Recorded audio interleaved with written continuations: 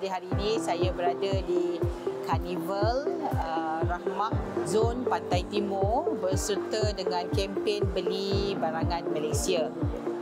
Jadi seramai untuk negeri Pahang, ini merupakan zon yang kelima daripada 6 zon yang kita adakan karnival seperti ini.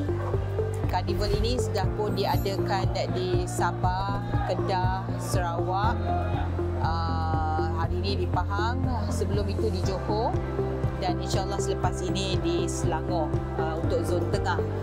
Jadi seramai lebih 200,000 pengunjung telah pun mengunjungi karnival ini.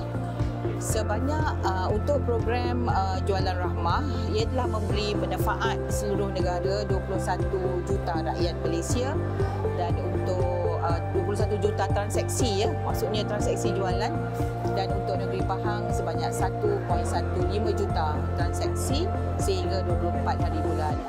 Jadi juga kempen Beli Barangan Malaysia ini kita ada 53 usahawan yang terlibat dalam kempen Beli Barangan Malaysia Jom Lokal yang membuka gerai-gerai di sini.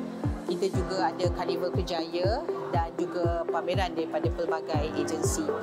Jadi semoga dapat memberi manfaatlah kepada seluruh warga Pantai Timur, terutamanya di Pahang ini.